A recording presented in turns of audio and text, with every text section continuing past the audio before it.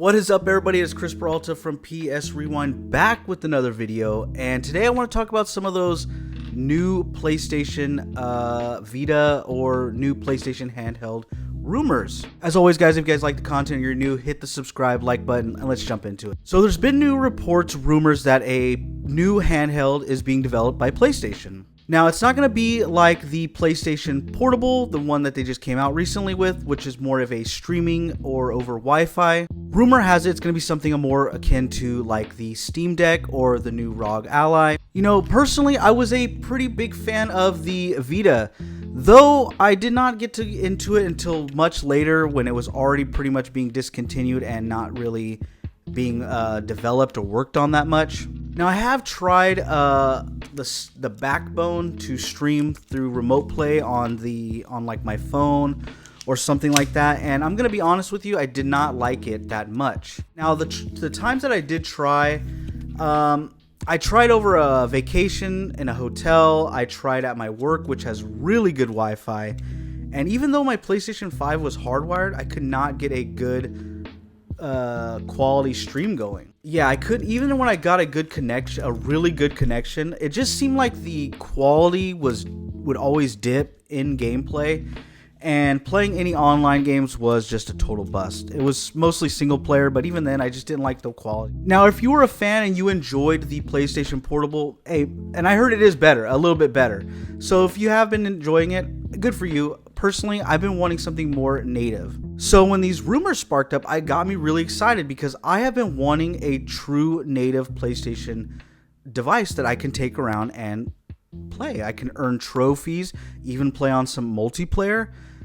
I've been wanting something like that. So one of the things that I have been noticing is I've been seeing people say, oh, they're going to use, you know, SD cards like the Switch and stuff like that. And I'm going to be honest with you guys, even though I like to collect physical games, I can tell you for sure that this device is going to be all digital. It's going to be all digital. Now, it's not really a bad thing. See, when I think about this device, I think the smartest thing to do is say something like the Steam library, where all the games you've purchased on PlayStation Network, you will have them available, ready to go download natively. And I think that's a huge get, especially let's say if this is priced around the $500, $600 range. Hey, you have your whole catalog of downloaded titles. You can play them right then as soon as it launches. Also, the PlayStation catalog, even if they're not games you've purchased, hey, you have a huge catalog as long as you're a PlayStation Plus member. You have a huge backlog and a monthly titles to drop. My thinking is, even though they're still going to be coming out with the PlayStation 5 Pro, I think the best thing to do here is have the PlayStation 5 games run natively on this new device, but have almost like a Steam verify check where, like, let's say God of War Ragnarok will play on it, but it'll only be 1080p at 60 frames.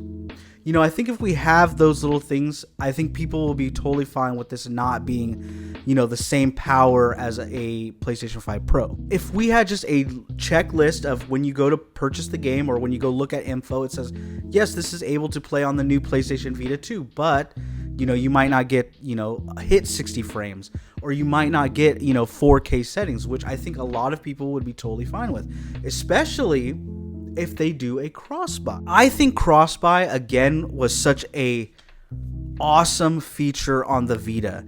Being able to download certain games and being like, oh, you also get the Vita version. It was like, wow, hold up. Worth the price. I'm basically getting two games for the price of one, which I think the smartest thing for them to do is something like that, where it is a cross-buy platform. If I get it on the PlayStation 5, I have it on my Vita 2. If I get it on the Vita 2, I'll have it ready to go if I ever decide to either buy a PlayStation 5 Pro or regular, or I already have the model and hey, when I get home, I can just play the high definition version of, let's say, God of War Ragnarok or something like that.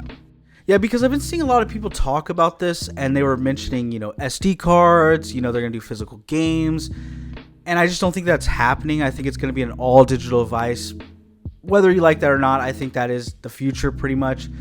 Anytime I see collector's editions or physical games that I'm really interested into, I always pick them up. But those are my thoughts on what I personally think the device is going to be like. Pretty much, I think it is going to be a all digital, but I think it is going to be a native device finally.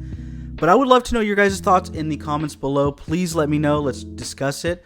If you guys like the video, slap a like. If you guys are new here and you enjoyed the conversation, hit the subscribe button. It really helps out a lot. But as always, I'll catch you guys on the next video. Peace.